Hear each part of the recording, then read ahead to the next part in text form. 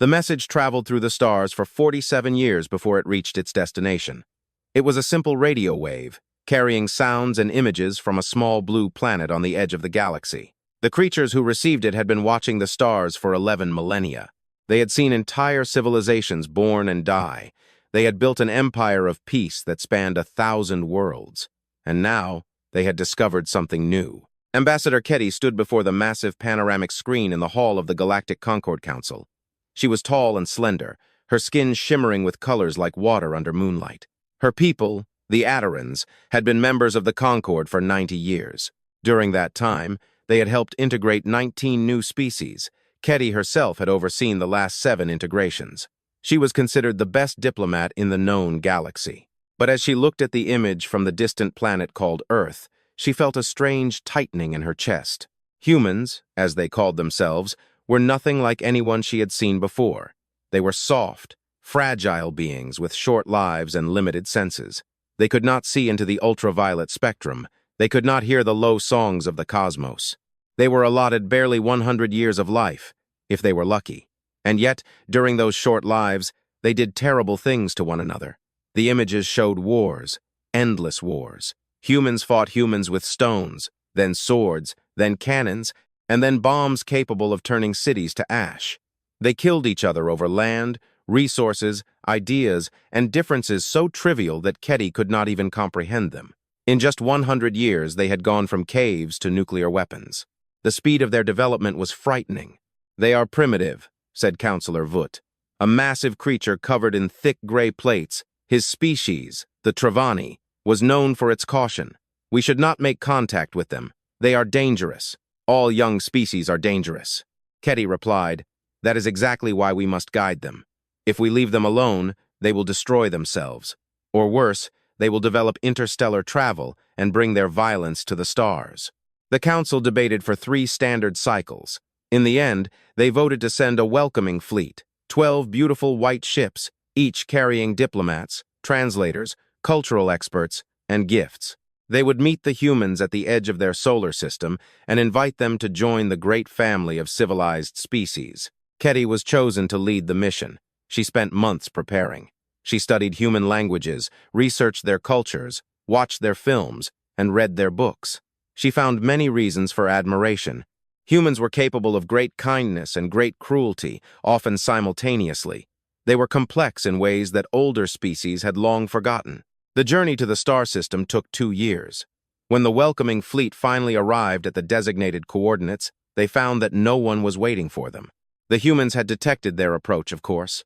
Earth's primitive radio telescopes had picked up the fleet's energy signatures months ago, but there was no response. No greeting, nothing. Ketty waited. She sent messages in all human languages, explaining who they were and why they had come. She assured the humans that they wished them no harm. She invited them to send representatives for peace talks. Days turned into weeks, then months. "Perhaps they are frightened," suggested her assistant, a young Adaran named Mira.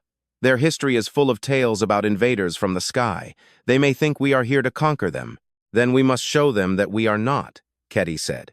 She ordered the fleet to disable all weapons. She arranged for the ships to line up in a pattern that, according to human cultural records, symbolized peace. She continued to broadcast messages of friendship. 90 standard cycles passed. The welcoming fleet drifted in the darkness at the edge of the solar system, waiting for an answer that never came. And then, something appeared on their sensors. It moved from the direction of Earth faster than anything the Concord had ever seen from such a young species. At first, the sensors could not identify it. The shape was irregular. The energy readings were impossible. As it approached, Ketty felt her skin turn pale blue, a sign of deep alarm. The ship was massive, nearly 2 kilometers in length. It dwarfed the largest vessel of the welcoming fleet. Its hull was black, angular, and covered with devices that the Concord computers could not recognize. Strange energies pulsed across its surface.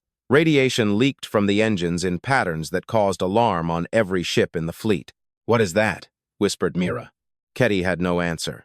In all her years of service, she had never seen anything like it. The vessel looked not like a ship, but like the embodiment of a weapon. Every line, every angle, every surface seemed to have been created for one purpose: war. The black ship did not slow down as it approached. It did not ask for permission to enter the space occupied by the welcoming fleet. It simply came, like a predator passing through territory it considered its own. "Shall we raise shields?" asked Fleet Commander Good, a veteran Trevani. Ketty hesitated. Raising shields could be seen as a hostile act, but leaving them down was like standing naked before a storm. Before she could make a decision, a transmission arrived. It was in Galactic Standard, the common language of the Concord. The humans had been listening to their broadcasts. They had been learning. "This is Captain Helena Vance of the United Earth Forces ship Prometheus," a female voice sounded. It was calm, controlled, and completely fearless. "We have received your invitation. We are here to talk." The transmission ended. The black ship, Prometheus, continued its approach until it hovered in space just a few kilometers from the welcoming fleet. Up close, it looked even more terrifying. Ketty could see scars on its hull, places where metal had been torn and repaired. This ship had seen battle, many battles. "Ambassador," Commander Good said. His voice was tense. "This vessel has enough firepower to destroy our entire fleet. I am tracking energy signatures of nuclear warheads, kinetic accelerators, and at least 3 weapon systems that I cannot identify." "Why would they bring such a ship to a diplomatic meeting?" asked Mira. Ketty looked at the Prometheus through the panoramic screen. She thought about everything she had learned about humans, about their history, their wars, their endless capacity for violence. And she began to understand. Because for them, she said slowly, this is diplomacy. She requested permission to board the human vessel. The answer came quickly. Permission granted. A shuttle was sent to take her to the other side. The interior of the Prometheus was not what Ketty expected. She had prepared herself for primitive conditions, rough metal walls, and basic comforts. Instead, she found a ship that felt alive, filled with purpose. The corridors were wide enough for soldiers to move in full combat gear. The walls were reinforced with materials she could not recognize. Every few meters, she passed sealed doors leading to weapon stations, medical bays, and areas marked with symbols she could not read. The crew moved around her with quick, efficient strides. They wore identical uniforms and carried themselves with a discipline that reminded her of the soldiers of the most warlike species in the Concord. But in their eyes was something else, something she had not seen in a long time. They were ready for anything. Captain Helena Vance met her in a room humans called the War Room.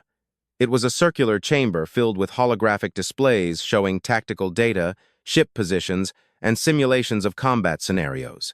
Vance herself was short by Adaran standards, with short dark hair and eyes the color of steel. She wore a uniform covered in insignia, the meaning of which Ketty did not understand. "Ambassador Ketty," Vance said, extending a hand in the human gesture of greeting. "Welcome aboard the Prometheus." Ketty carefully touched the offered hand. Human skin was warm, much warmer than her own. "Thank you, Captain. I must admit, we expected a vessel of a different kind." "I know," Vance smiled, but there was no warmth in that smile. "You expected a diplomatic ship, something beautiful and harmless, something that would show you we are peaceful and eager to join your Concord. Isn't that why you are here?" Vance gestured to 2 chairs. They sat facing each other. Representatives of 2 species, separated by thousands of light years and millions of years of evolution. "Let me tell you something about humanity," Ambassador Vance began. "We have been watching you for a long time, not just since your fleet arrived, but for decades before that. We detected your messages. We decoded your languages. We studied your Concord." Ketty felt her colors change again. "You were spying on us. We were learning. And do you know what we found?" Vance leaned forward. Her steel eyes were fixed on the ambassador. "We found that your Concord is dying. That is absurd. The Concord has maintained peace for 11 millennia. Peace?" Vance pronounced the word as if it were something rotten. "That is what you call peace? In just the last 1,000 years, you have lost 42 member species. 42 entire civilizations have vanished. Some were destroyed by the hegemony. Some were consumed by the Void Collective. Some simply faded away because they forgot how to fight for their own survival." Ketty wanted to argue, but she could not. The numbers were accurate. She herself had read the reports. The Concord was slowly but surely shrinking, like an old animal losing its strength. "The hegemony conducts raids on your border worlds," Vance continued. "The Void Collective is expanding, closing in every year. The Peripheral Accord collapsed 2 centuries ago, and you did nothing to stop it. You send diplomats to every crisis. You pass resolutions, you express concern. And while you are busy remaining civilized, The predators of this galaxy are devouring you alive. We believe in peace, Ketty said, but her voice sounded weak even to her own ears. You believe in the idea of peace, but peace is not an idea. It is a state that must be defended, and you have forgotten how to defend anything. Vance stood and walked to one of the holographic displays. It showed a map of the galaxy where the Concorde's territory was marked in blue. Red zones were pressing in from all sides. See this? These red zones are controlled by species that do not share your belief in peace. They take what they want because there is no one to stop them, and every year they take more. Ketty rose to her feet. Why are you telling me this? What do you want? Vance turned to face her. For a moment, the human captain's expression softened, and Ketty saw something unexpected, not cruelty, not aggression, something that looked almost like sadness. We want you to understand why we sent a warship, Vance said. Earth did not send diplomats because diplomats cannot protect you. Beautiful words will not stop a hegemony raider from burning your colonies. Harshly worded letters will not turn back the Void Collective. Only force can do that. Only the willingness to fight. Humans are a cruel species, Ketty said. Your own history proves that. Yes, we are cruel. We have spent our entire existence in struggle, fighting each other, fighting nature, fighting for every scrap of food, every piece of land, every idea we believed in. Vance's voice became hard. But do you know what else we learned in all those wars? We learned to win. We learned to protect the things we love. We learned that the universe does not reward the gentle, it rewards the strong. She walked closer to Ketty, close enough that the ambassador felt the heat radiating from her small human body. You invited us to join your Concorde, but we did not come here to join. We came here to show you what you have forgotten. We came to remind you that peace has a price, and that price is eternal readiness for war. Ketty looked at the human captain. In her 3 centuries of diplomatic service, she had met beings from dozens of species. She had negotiated with the most difficult minds in the galaxy, but she had never met anyone like Helena Vance. The woman radiated something that the civilized species of the Concorde had long since lost. She radiated danger. The Concorde will not accept your philosophy, Ketty said. We have moved beyond violence. No, Vance replied. You have forgotten about violence. There is a difference. And one day, when the threats pressing at your borders finally break through, you will remember that difference. You will remember it when your worlds are burning and your people are dying. She returned to her chair and sat down, suddenly looking tired. We are not here to threaten you, Ambassador. We are here to offer you a choice.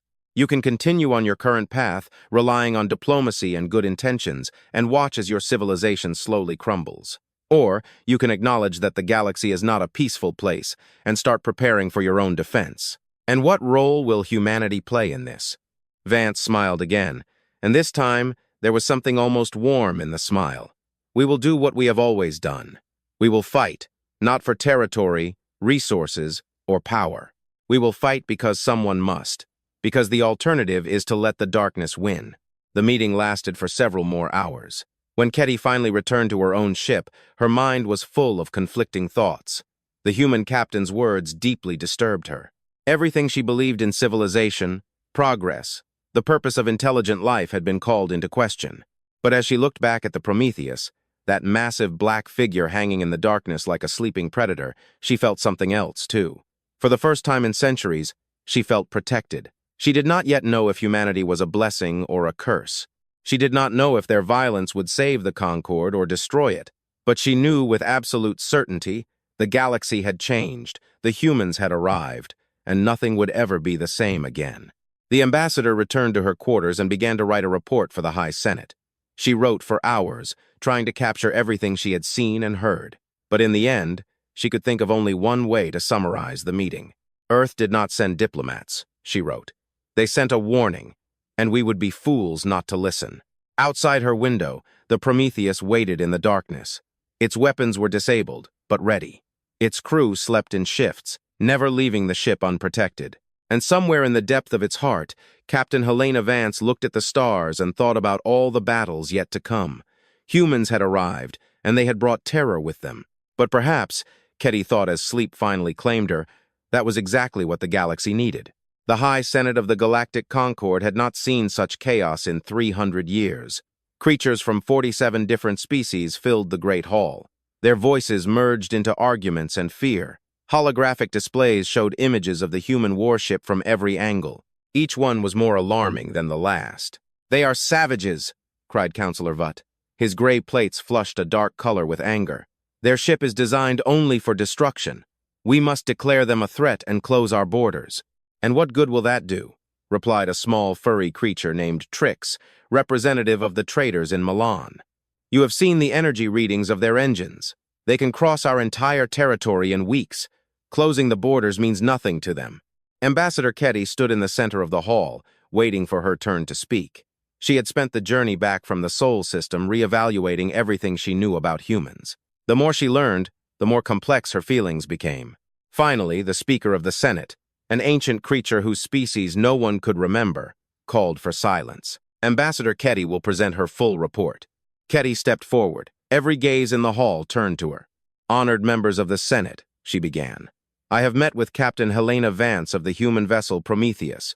I walked their ship, spoke with their crew, and studied their species in detail. What I have to tell you will not be easy to hear." She activated her own holographic display. Instead of showing the warship, she showed images from human history, paintings of ancient battles, photographs of burning cities, videos of soldiers marching across devastated landscapes. "Humans have been in a state of war with themselves throughout their entire existence," she said. "In the last century alone, they have fought wars that claimed the lives of over 100 million of their own kind. They have created weapons capable of destroying their planet many times over. They have stood on the brink of extinction more than once." "This proves we are right," interrupted Councillor Vutt. "They are too dangerous to—" "Please, let me finish." Ketty's voice was firm. "Yes, humans are cruel. Yes, their history is filled with horror, but their history has another side." She changed the image on the display. Now it showed different pictures: a human doctor treating a sick child, firefighters running into a burning building, soldiers sharing food with enemy prisoners, scientists working together across national borders to fight disease. "Amidst all their violence, humans have created something remarkable," Ketty said. "They have developed compassion. Not the easy compassion of those who have never known struggle, but the harsh compassion that comes from understanding suffering. They help each other not because it is easy, but because they know what it means to need help." "Beautiful words," said another counselor, a crystalline creature whose name translated roughly as shimmering truth. "But what does this have to do with the threat they represent?" "Everything. Humans do not fight because they enjoy it." Ketty took a deep breath. "Captain Vance told me during our meeting. She said that humans fight because they have no choice. In their world, peace was never a gift. It had to be earned, defended, and fought for." She paused, letting her words sink in. "The Concord has enjoyed peace for 11 millennia. We have become comfortable. We have forgotten what it means to struggle. And because of that, we have forgotten how to defend ourselves." A murmur ran through the hall. Many counselors shifted in their seats. "Humans see what we do not," Ketty continued. "They see that our peace is not strength. It is weakness pretending to be strength. The hegemony raids our borders because they know we will not fight back. The Void Collective expands in our direction because they know we will not stop them. We have traded our survival instinct for a comfortable lie." "What do you propose?" asked the Speaker of the Senate. "That we abandon our principles? That we become like them? No. I propose that we learn from them. Humans did not send a warship to threaten us. They sent it to show us what defense looks like. They want us to understand. Peace is not the absence of weapons. Peace is the possession of the strength to protect what you love." The debate that followed lasted 3 days. Counselors argued, alliances shifted, old friendships were tested. But in the end, the Senate made a decision that changed the course of galactic history. They invited the humans to send a delegation to the capital world of the Concord. The Prometheus arrived 2 weeks later, accompanied by 2 other human ships, the Achilles and the Thermopylae. The names meant nothing to the Concord's translators, but Ambassador Ketty had done her research. They were names from human history, names of warriors who fought against impossible odds, names of heroes who died defending others. Humans were making a statement. They were telling the galaxy who they were. Captain Vance led the delegation. She was accompanied by soldiers, scientists, and diplomats. But even the diplomats moved with military precision. Even the scientists held themselves like fighters. Ketty watched them as they moved through the great halls of the Concord capital, and she saw the effect they had on everyone around them. The civilized species of the Concord had never seen anything like it. These soft, fragile beings with short lives and limited senses radiated something that the galaxy had forgotten.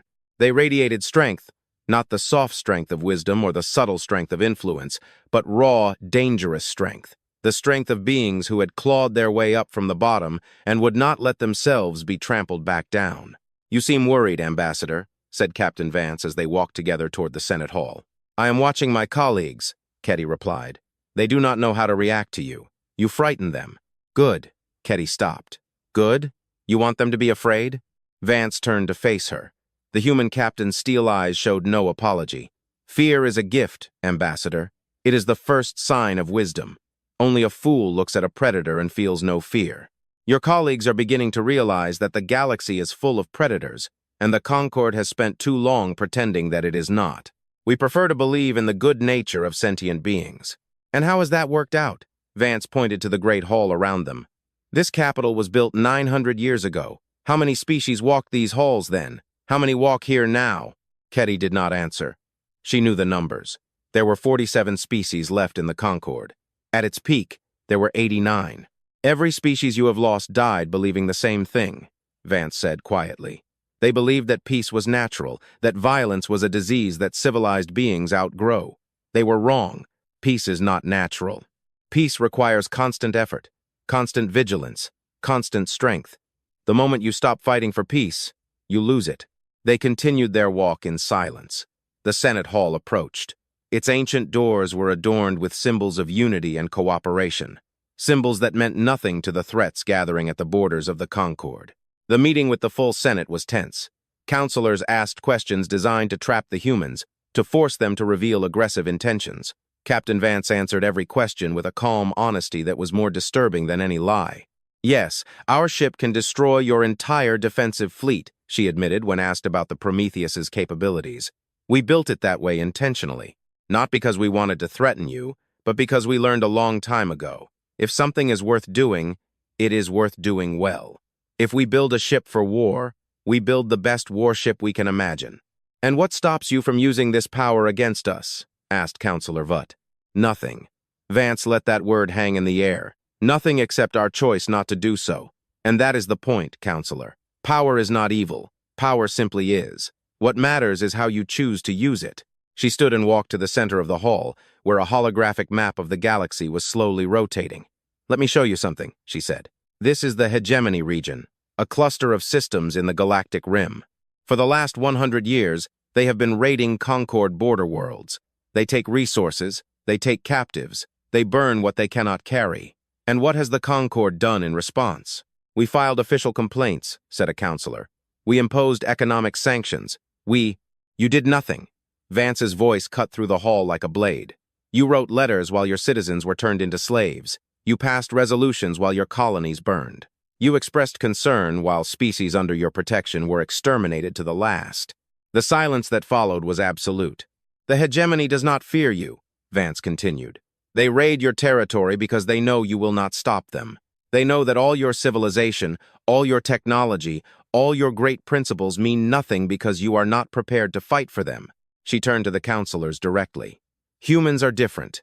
We do not allow them to take our people. We do not allow them to burn our homes. We do not file complaints against those who attack us.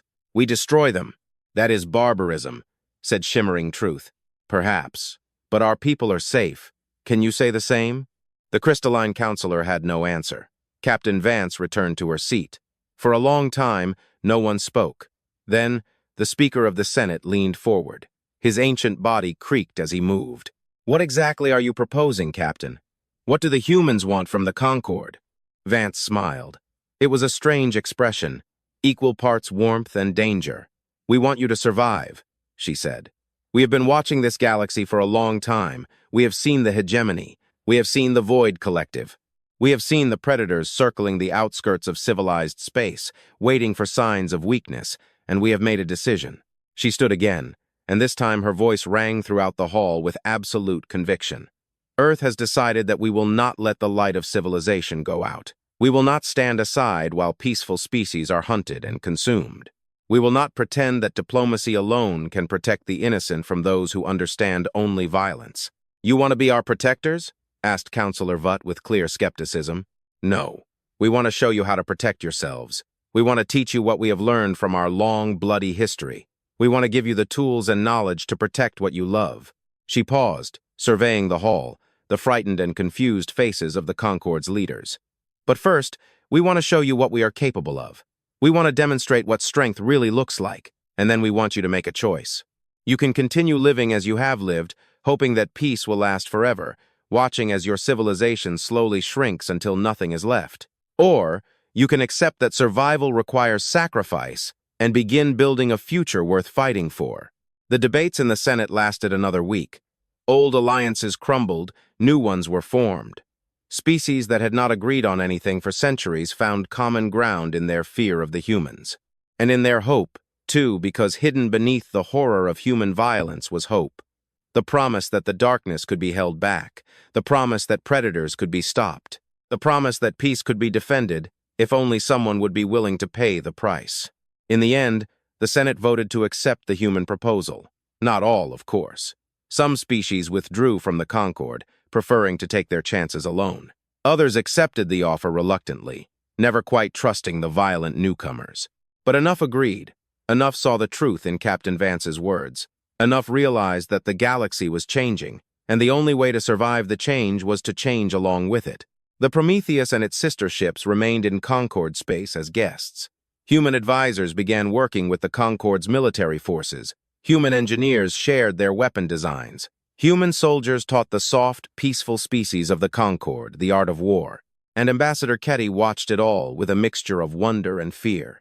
She had invited humanity into the very heart of galactic civilization. She had opened the door to a species that could either save them all or destroy them. Only time would tell what would come of it. But when she watched Captain Vance reviewing defensive plans with the Concorde's military commanders, she felt something she had not felt for centuries. She felt that the future might be worth living in. Humans had brought horror to the galaxy, but they had also brought something else. They had brought hope. And sometimes, Ketty realized, hope and horror were two sides of the same coin. Sometimes you had to meet the darkness to find the light. Sometimes you had to accept violence to protect peace. Humans understood this. They had learned it in their long, painful history. And now, they were going to teach it to the rest of the galaxy. Whether the galaxy liked it or not, the message had come from a dying world. Tiet Prime had once been a thriving colony.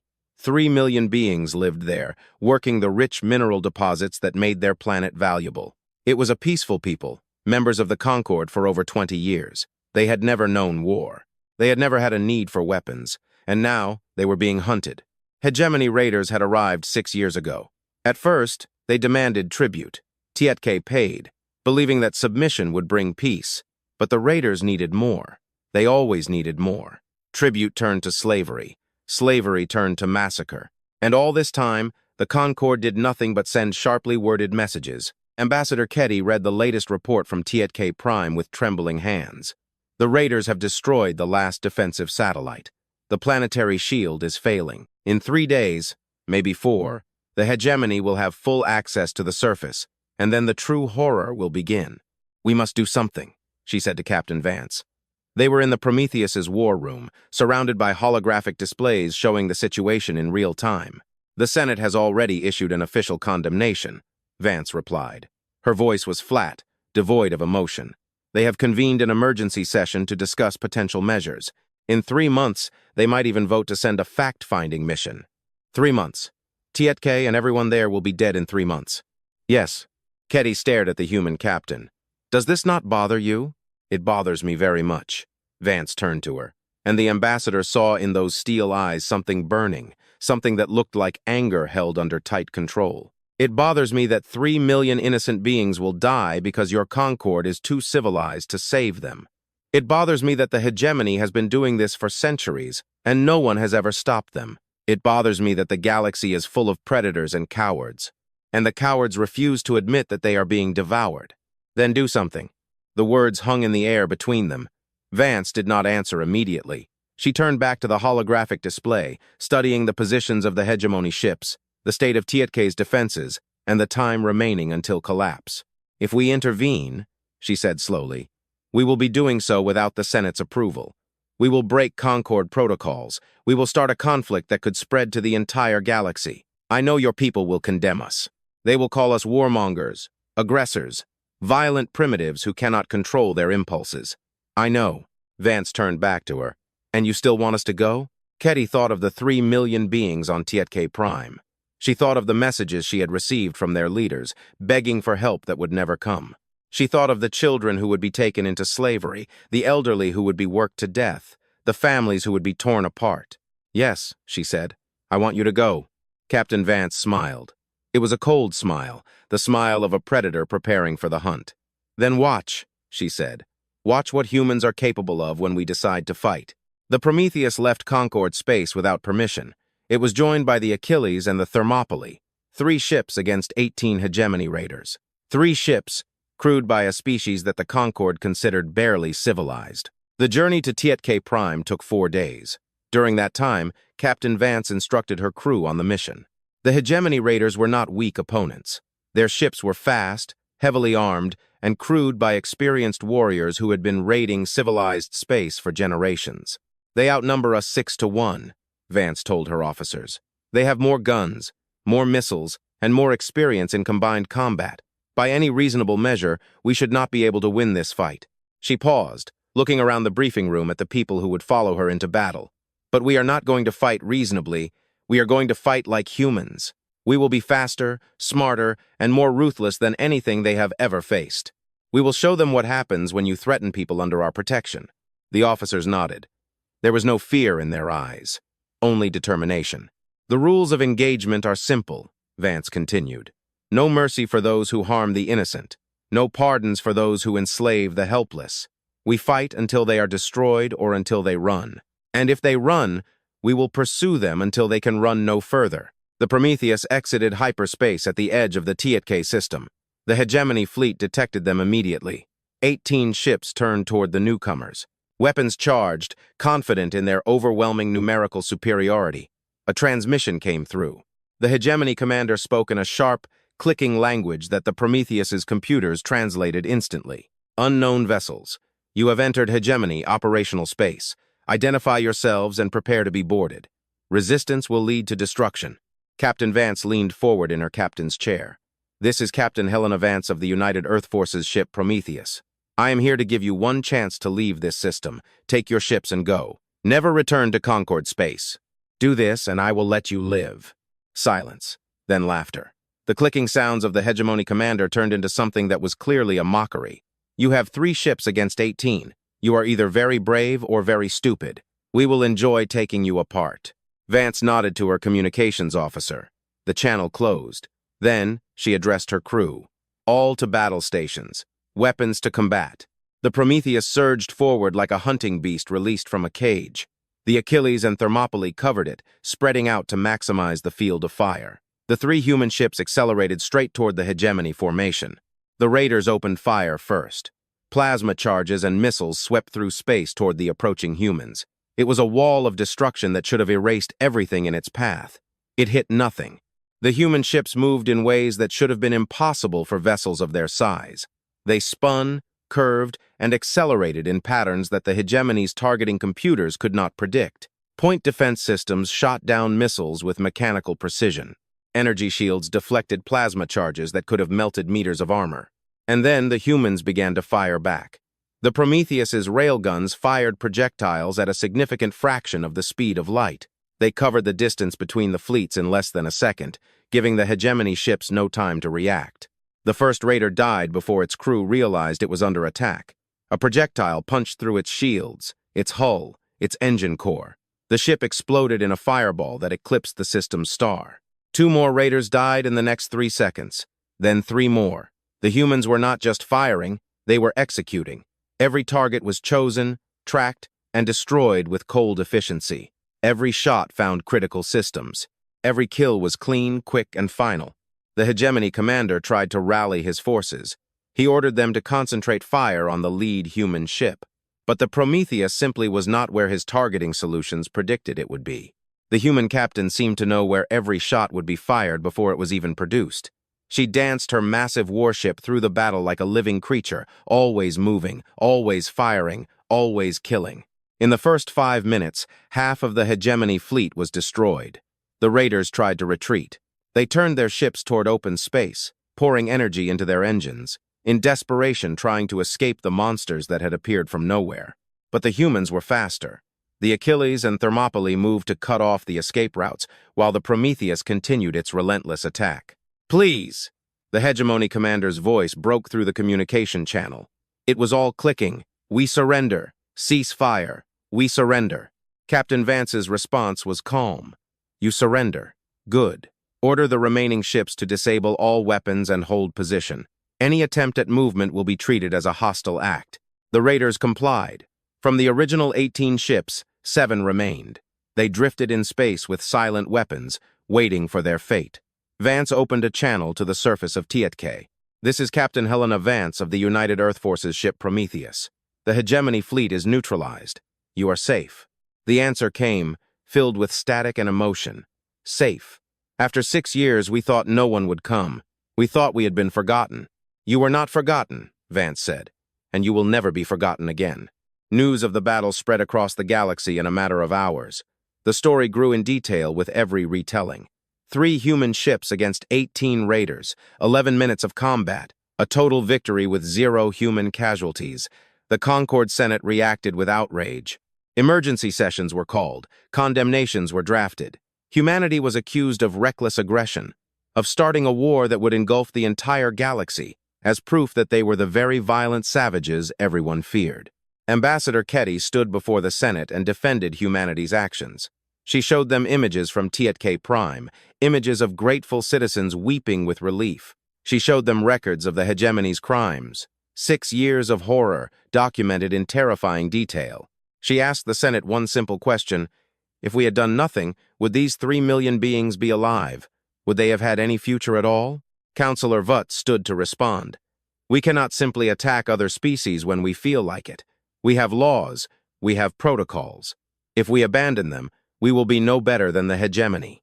"The hegemony is still attacking our colonies," Ketty replied. "Protocols did not stop them. Laws did not protect us. Only the humans did." The debates raged fiercely for days, but something had changed. The species of the Concord had seen what could be achieved with strength. They had seen that predators could be stopped. They had seen that defense was possible. And many of them liked what they saw. The hegemony sent an official protest to the Concord. They demanded the expulsion of the human ships from civilized space. They threatened war if their demands were not met.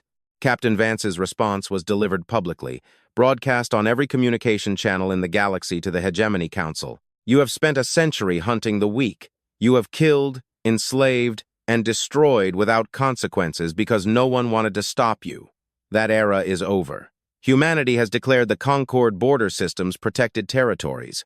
Any hegemony vessel entering these systems will be destroyed. Any hegemony attack on a Concord population will be met with overwhelming force. This is not a threat, it is a promise." The hegemony tested that promise 3 times in the following months. Each time, their ships were destroyed. Each time, the humans demonstrated that they were not bluffing. Each time, the message became clearer. A new force had appeared in the galaxy, and this force was prepared to fight. The people of Tietkai built a monument on their capital world. It depicted 3 angular black ships descending from the skies, weapons spewing flame, driving away the darkness. At its base, they inscribed words in their language and in galactic standard. "When no one else came, the humans came. When no one else fought, the humans fought. They were strangers to us, and yet they risked everything to save us. We will never forget."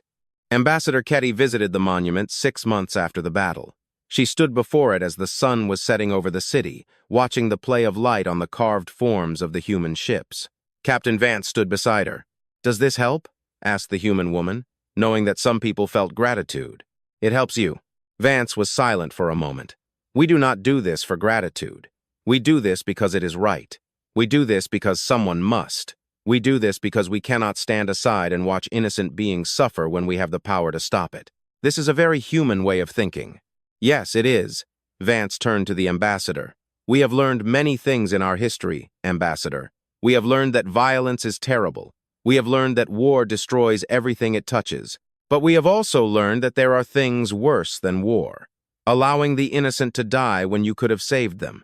Allowing evil to win because fighting it is too difficult. allowing the light to go out because its defense requires sacrifice. She looked at the monument. Humans will always prefer to fight than let that happen. We will always choose the hard path instead of the easy one. We will always choose the path of confronting the darkness, even when it seems hopeless. And what if you lose? Vance smiled. It was a strange smile. Equal parts, sadness and determination. Then we will lose while fighting for what matters. We will lose standing, not on our knees. We will lose knowing that we did everything we could. She paused. This is the human way, Ambassador. It is what you invited into your galaxy when you sent that message through the stars. Ketty looked at the monument one last time. The three ships seemed to move in the fading light, forever frozen in their moment of victory. I am beginning to understand, she said quietly. I am beginning to understand what you truly are. And what are we? The ambassador thought for a long time before answering. You are what monsters fear. You are the darkness that hunts the darkness. You are the violence that protects peace from violence. She turned to the human captain. You are the price that the universe demands for hope. Vance nodded slowly. Yes, Ambassador, that is exactly what we are. They stood together as the stars came out, two beings from different worlds, united by a common truth. The galaxy was dangerous. Predators were everywhere. The darkness was always waiting to consume the light. But now, the light had protectors. Now, the innocent had defenders. Now, the monsters had something to fear. Humans had arrived, and they had brought horror with them. But it was a horror that served the light. And in a galaxy full of darkness, that was the most precious gift of all. The Void Collective had no home world. It had no leaders. It had no culture, no art, no dreams. It was simply a hunger that had taken shape, a swarm of biomechanical entities drifting through the galaxy, consuming everything in their path. For 400 years, the collective had expanded slowly, patiently, inevitably. It did not conquer worlds, it consumed them. Every species it touched became part of the swarm. Every resource it found was transformed into a new part of the collective. It was not evil in any meaningful sense. It was simply efficient, a perfect machine for turning matter into something more than itself. 17 species had fallen before the collective. Some fought, some fled, some tried to negotiate. None of it mattered. The collective did not understand resistance. It understood only growth. And now, for the first time in the history of the Concord, the collective was moving toward their territory. Ambassador Ketty stood in the Senate Hall, watching the holographic display with growing horror.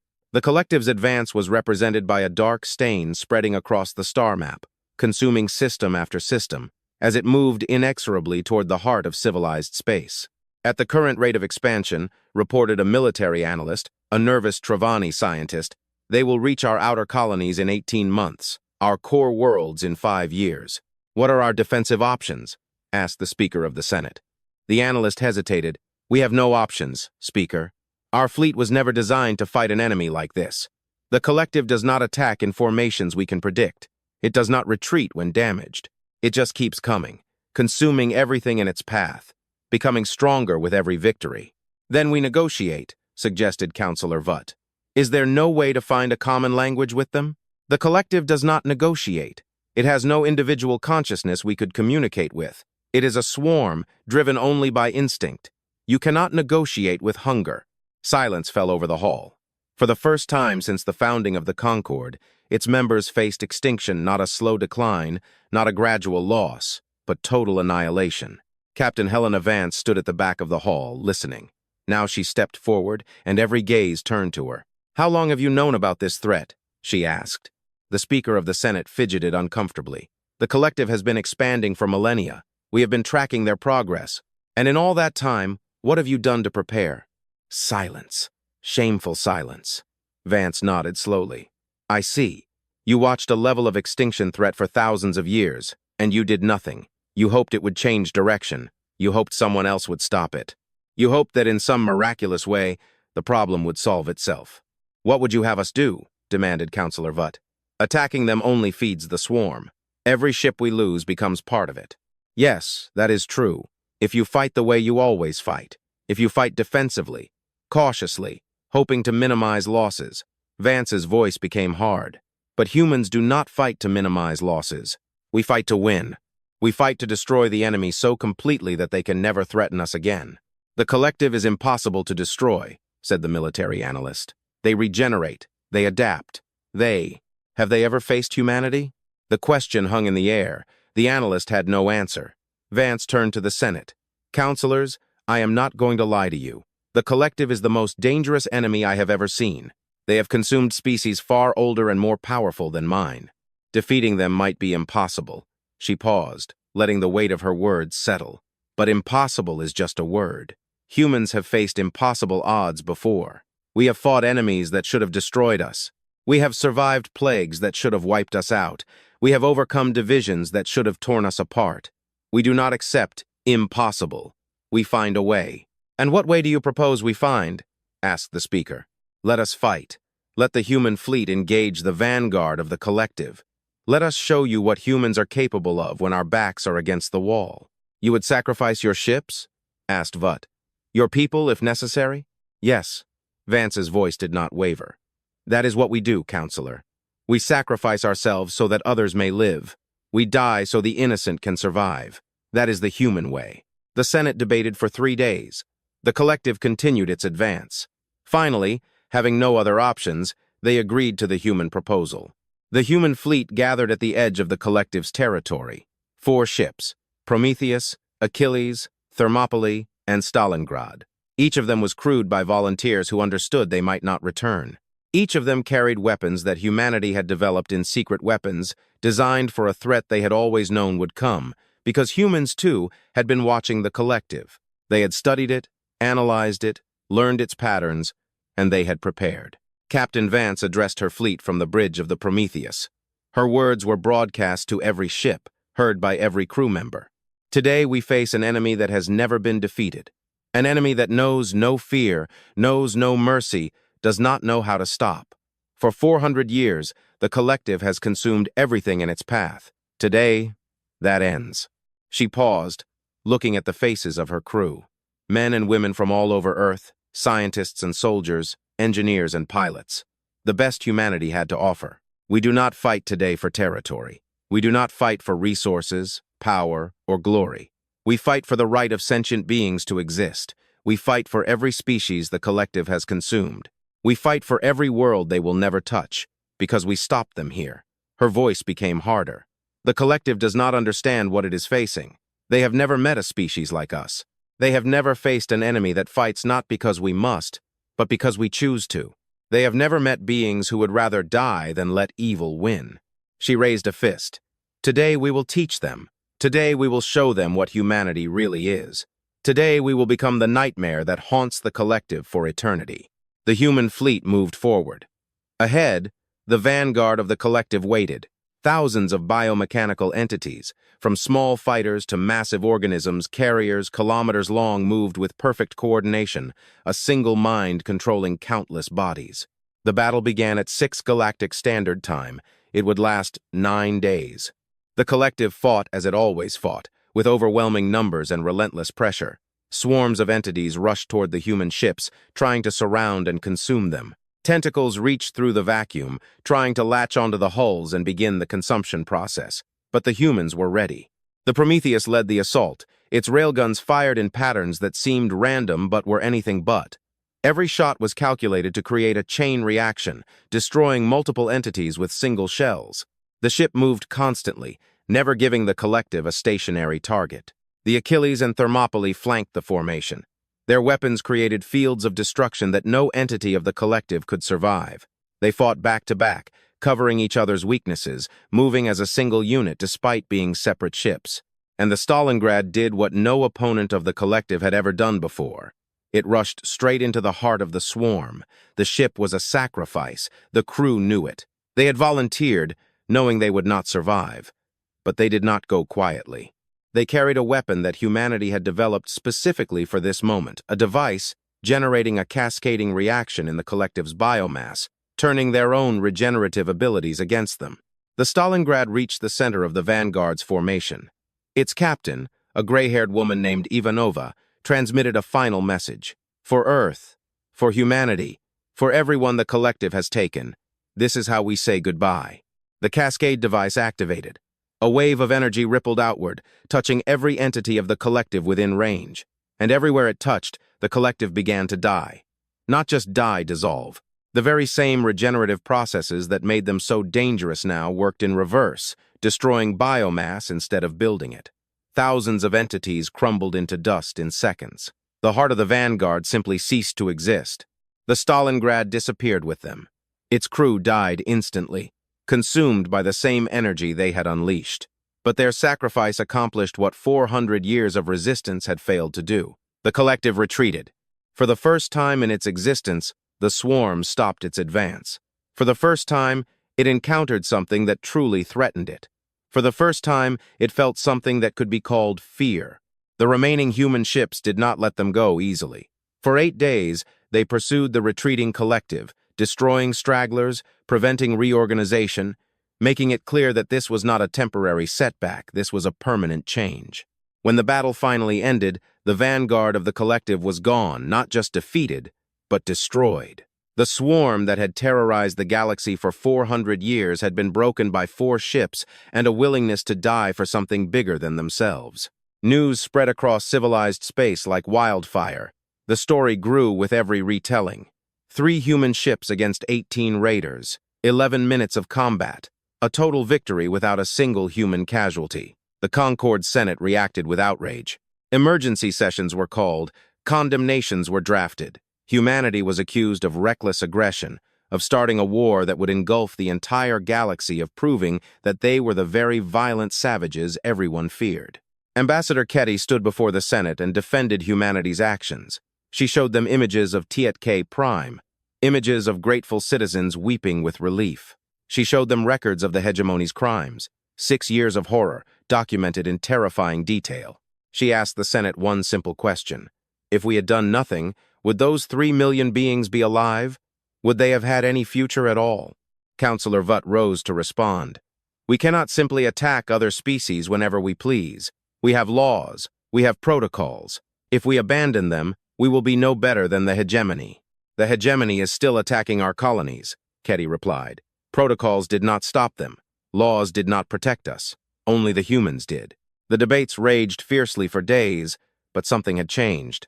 The species of the Concord had seen what could be achieved with strength. They had seen that predators could be stopped. They had seen that defense was possible, and many of them liked what they saw. The hegemony sent an official protest to the Concord. They demanded the expulsion of human ships from civilized space. They threatened war if their demands were not met. Captain Vance's response was delivered publicly, broadcast on every channel in the galaxy to the Hegemony Council. You have spent a century hunting the weak. You have killed, enslaved, and destroyed without consequences because no one wanted to stop you. That era is over. Humanity has declared the Concord border systems protected protectorates. Any hegemony vessel entering these systems will be destroyed. Any hegemony attack on a Concord population will be met with overwhelming force. This is not a threat. This is a promise. The hegemony tested that promise 3 times in the following months. Each time, their ships were destroyed. Each time, the humans demonstrated that they were not bluffing. Each time, the message became clearer. A new force had appeared in the galaxy, and this force was prepared to fight. The people of Tiet built a monument on their capital world. It depicted 3 angular black ships descending from the skies, weapons spewing flame, driving away the darkness. At its base, they inscribed words in their language and in galactic standard. When no one else came, the humans came. When no one else fought, the humans fought. They were strangers to us, and yet they risked everything to save us. We will never forget. Ambassador Ketty visited the monument 6 months after the battle. She stood before it as the sun was setting over the city, watching the play of light on the carved forms of the human ships. Captain Vance stood beside her. "Does this help?" asked the human woman. "It helps you." Vance was silent for a moment. "We do not do this for gratitude. We do this because it is right. We do this because someone must. We do this because we cannot stand aside and watch innocent beings suffer when we have the power to stop it. This is a very human way of thinking." "Yes, it is." Vance turned to the ambassador. "We have learned many things in our history, Ambassador. We have learned that violence is terrible. We have learned that war destroys everything it touches. But we have also learned that there are things worse than war. Allowing the innocent to die when you could have saved them. Allowing evil to win because fighting it is too difficult. Allowing the light to go out because its defense requires sacrifice." She looked at the monument. Humans will always prefer to fight than let that happen. We will always choose the hard path instead of the easy one. We will always choose the path of confronting the darkness, even when it seems hopeless. And what if you lose? Vance smiled. It was a strange smile, equal parts sadness and determination. Then we will lose while fighting for what matters. We will lose standing, not on our knees. We will lose knowing that we did everything we could. She paused. This is the human way, Ambassador. It is what you invited into your galaxy when you sent that message through the stars. Ketty looked at the monument one last time. The three ships seemed to move in the fading light, forever frozen in their moment of victory.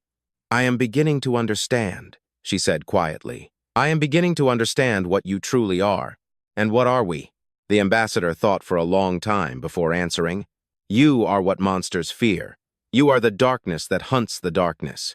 You are the violence that protects peace from violence. She turned to the human captain. You are the price that the universe demands for hope. Vance nodded slowly. Yes, Ambassador. That is exactly what we are. They stood together as the stars came out, two beings from different worlds, united by a common truth. The galaxy was dangerous. Predators were everywhere. The darkness was always waiting to consume the light. But now, the light had protectors. Now, the innocent had defenders. Now, the monsters had something to fear. Humans had arrived, and they had brought horror with them.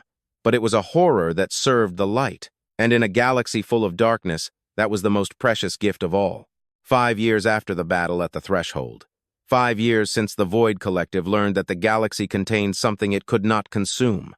5 years since everything changed. Ambassador Ketty stood on the observation deck of the Concorde's newest station, watching the stars.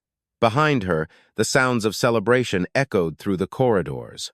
Today marked the anniversary of humanity's arrival in Concorde space. Today, the galaxy remembered how close it had come to extinction and how it had been saved. The view from the deck showed a transformed galaxy, where once there had been fear and decay, now there was hope and growth.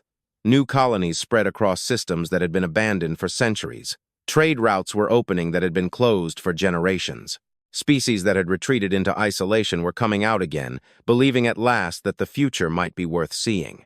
And everywhere, the black silhouettes of human warships moved through the darkness, watching, protecting, waiting. You look pensive, Ambassador.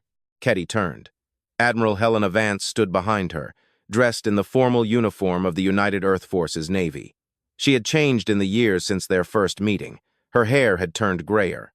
There were more lines on her face, but her eyes still held the same steel determination that had frightened Ketty on that first day aboard the Prometheus. I was thinking about how much everything has changed, Ketty replied. 5 years ago, we were preparing for the end. Now we are celebrating survival. Survival is always worth celebrating.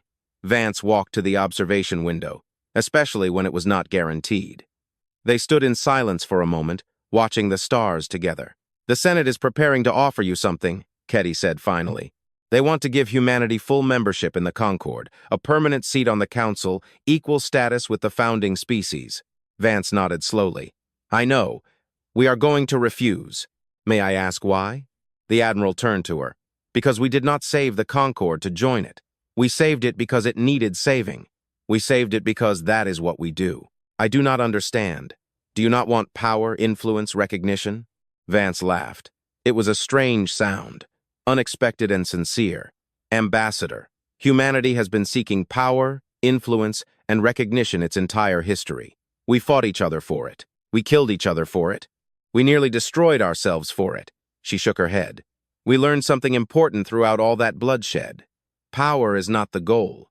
Power is a tool. The goal is using that strength to protect things that matter. And what matters to humanity? Vance pointed at the stars. All of this. Every world, every species, every creature that deserves a chance to live in peace. Her voice softened. We spent so much time fighting each other, Ambassador. So much time killing our own kind over differences that seem meaningless now. When we finally reached the stars, when we finally saw the true scale of the universe, we realized something. We were not alone, and the universe was full of threats that made our petty conflicts look like children's games. She turned back to the window. The Concorde does not need humanity as a member, it needs humanity as a protector. It needs beings who are willing to stand on the borders and meet the darkness beings, who are willing to pay the price that peace demands. What is that price? Blood, sacrifice, the willingness to do terrible things so that others do not have to. Vance's voice became hard. The conquered spent 11 millennia pretending that price did not exist. They built a civilization on the belief that violence could be abolished, that peace could be maintained by good intentions alone, and they nearly died for that belief. We were naive. You were full of hope. There is a difference. Vance smiled, but in the smile was sadness. Humans used to be full of hope, too. A long time ago, we believed that one day our species would evolve beyond violence, that one day we would become peaceful creatures who never needed to fight. We dreamed of that future. What happened to that dream? Reality happened. War happened. Genocide happened. We learned that violence is not a disease that can be cured. It is a part of existence, a fundamental truth of the universe. The only question is not whether violence will exist, but who will possess it and for what purpose. She reached out and touched the window. Her fingers left faint traces on the surface. The Concord's mistake was thinking that by refusing to possess violence, they could avoid it. But violence does not disappear just because you refuse to look at it. It comes for you anyway. The hegemony came. The Void Collective came. They came because they saw weakness, and predators always attack weakness. And humanity, Vance's smile became cold. We are not weak. We never were weak. Even at our lowest points, when we were dying by the millions, we fought back. We always fight back. It is in our nature. It is in our blood. It is the one thing about us that will never change. Ketty contemplated this for a long time. Then she asked the question that had haunted her for 5 years. Are we safe now, Admiral? Is the Concord truly protected? No, Vance answered without hesitation. You are not safe. You will never be safe. Safety is an illusion, Ambassador. The galaxy is vast, old, and full of things that want to consume or destroy everything you have built. The collective will return someday. The hegemony still exists, and there are other threats out there. Things we have not even discovered yet, waiting in the darkness. She turned to Ketty directly. But here is what I can promise you. As long as humanity exists, as long as there is breath in our lungs and fire in our hearts, we will fight for you. We will stand between you and the darkness. We will do the terrible things that must be done so that your children can grow up in peace. Why? Why do you do this for species that are not your own? Because that is who we are. Vance's voice was quiet but firm. We spent millennia learning how to kill, learning how to destroy, learning how to wage war with terrifying efficiency.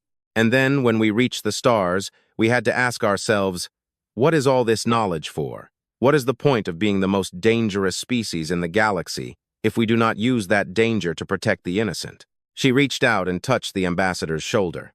You once called us barbarians. You looked at our history and saw only blood and horror, but you missed the other side of that history. Yes, we killed each other. Yes, we did terrible things, but we also saved each other. We protected each other. We sacrificed ourselves for one another. Amidst all that violence, we learned the most important lesson any species can learn. What lesson? That life matters. Every life, not only human, but all life. That the universe is cold, dark, and indifferent. But we do not have to be that way, that we can choose to be better. We can choose to fight for something bigger than ourselves. She pulled her hand away. Humanity made that choice, Ambassador. We chose to become the protectors of the galaxy. Not because someone asked us, not because we expect a reward or gratitude, but because someone must do it, and we are the only ones who can. The celebration continued around them, but in that moment in the universe, there were only two beings, two representatives of species separated by evolution, culture, and thousands of light years, connected by something deeper, a common goal, a common hope, a common devotion to a future worth fighting for. I must tell you one more thing, said Vance. The Prometheus and our other ships are leaving tomorrow. We are heading to the frontier, into uncharted regions beyond Concord space.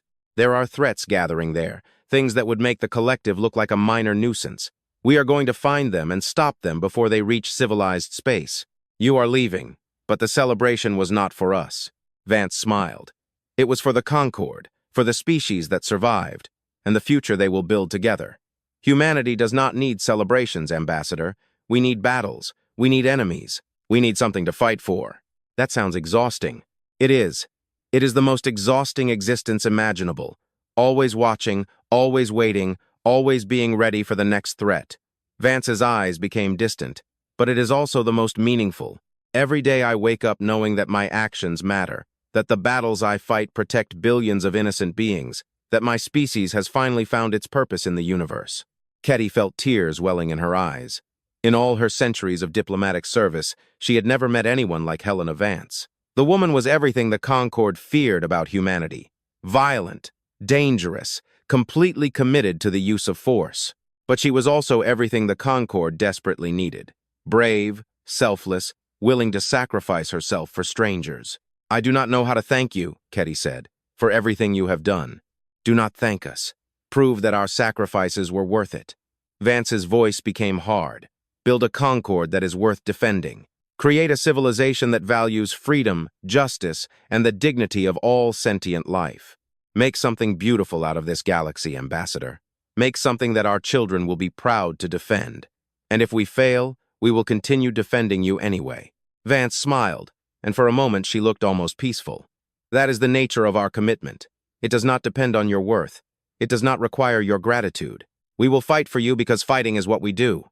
We will protect you because protection is our purpose. We will die for you because that is the price we have chosen to pay." She began to walk to the door, then stopped. "One last thing, Ambassador. A warning." Ketty straightened. "Yes, the galaxy is watching you now. Predators, monsters, things that lurk in the darkness. They saw what happened to the hegemony raiders. They saw what happened to the Void Collective. They know that humanity stands between them and the civilized worlds." Her voice dropped to a whisper. "But we cannot be everywhere. We cannot fight every battle. A time will come when a threat appears, and not a single human ship will be nearby to stop it. When that happens, you must be ready. You must be ready to fight for yourself." "I understand." "No, you do not. Not yet." Vance turned to her one last time. "But you will understand. We are going to teach you not just how to use weapons, but how to use them wisely. Not just how to fight, but when to fight. Not just how to win, but what is worth winning." She walked closer to the Ambassador. "The Concord spent 11 millennia running from violence.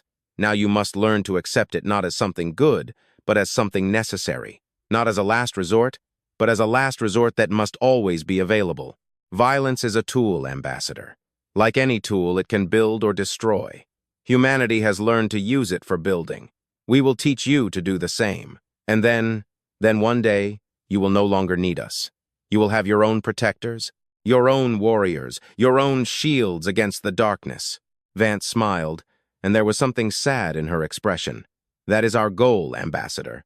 Not to rule the galaxy, but to make it strong enough to protect itself. Not to be objects of worship as saviors, but to ensure that we eventually find ourselves out of a job. I cannot imagine a galaxy without humanity watching over it. Neither can I. But that does not mean we should not try to create one." Vance opened the door. Outside, the sounds of celebration grew louder. "Goodbye, Ambassador. We will meet again when the next crisis comes. Until then, remember what I told you. Remember what humanity truly is." "What are you?" Vance stopped in the doorway. When she spoke, her voice carried the weight of 400 years of human history. 400 years of war, peace, sacrifice, and hope. "We are the ones who go into the darkness so that others can live in the light.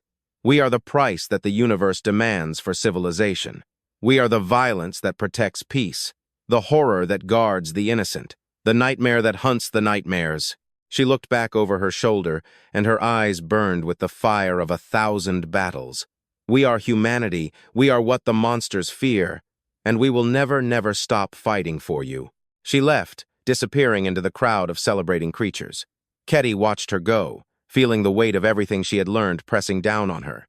The celebration continued through the night. Species that had never danced together moved in awkward harmony. Languages that had never mixed merged into songs of hope and gratitude. The galaxy was celebrating its survival, its future, its chance to build something beautiful among the stars. And somewhere in the darkness, the human fleet was preparing to depart. Ships were loading supplies, crews were saying goodbye to loved ones. Captains were reviewing mission plans for expeditions into the unknown. They were afraid. Of course they were afraid. They were human. After all, humans were never foolish enough to meet death without fear. But they were going anyway, because that is what humans did. They met their fears, they fought their battles, they paid the prices that no one else wanted to pay. Admiral Vance stood on the bridge of the Prometheus as it prepared to leave orbit. Around her, Crew members moved with practiced efficiency, preparing for the journey that would take them to the edge of the known universe. "Admiral," said her first officer, "we are ready for departure. Any final messages for the Concorde?" "No, Admiral. Just the standard notification of our departure."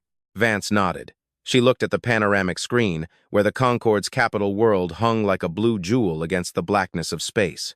Millions of beings lived down there, going about their daily lives in safety and under protection, because humanity had decided to make them so. "Course," she said. "Take us out." The Prometheus turned away from the light and headed toward the darkness. The Achilles and Thermopylae followed it, along with a dozen new ships that had been built in the 5 years since the battle at the threshold. Together, they formed a fleet that could meet any threat the galaxy could spawn. Behind them, the Concorde celebrated. Ahead, unknown dangers waited. And between them, humanity stood on guard, as they always had, as they always would. The thing the monsters feared, the horror that served the light. A warship that brought not destruction, but salvation. Earth had not sent diplomats. Earth had sent something much more valuable. Earth had sent hope, wrapped in horror, armed with love, ready to fight for everyone who could not fight for themselves. And the galaxy would never be the same. The stars waited, cold and indifferent. The darkness stretched on forever. But somewhere in that infinite night, the human ships moved forward, carrying the fire of defiance into the void. They were not going to save the galaxy alone. They were going to teach the galaxy how to save itself. And that, Ambassador Ketty realized as she watched the human fleet disappear into the darkness, was the greatest gift that any species could give. Not protection, not safety, not peace, but the courage to fight for all three. It was humanity's gift to the universe, and it was a gift that would never stop giving. The celebration continued. The fleet was gone. The future stretched out before them, uncertain, dangerous, and full of possibilities. And somewhere in the darkness, a species that had nearly destroyed itself 100 times over had learned the most important lesson of all, that survival was not enough, that existence was not the goal, that the only life worth living was one spent fighting for something bigger than yourself. Humans understood this. They had always understood it. And now, they were teaching the rest of the galaxy to understand it, too. One battle at a time, one sacrifice at a time, one impossible victory at a time, until the darkness itself learned to fear the light, until the monsters themselves learned to run from hope, until the galaxy finally understood what humanity had known all along, that the meek inherit nothing, that the strong protect the meek, and that humanity would always, always be strong enough for everyone, forever.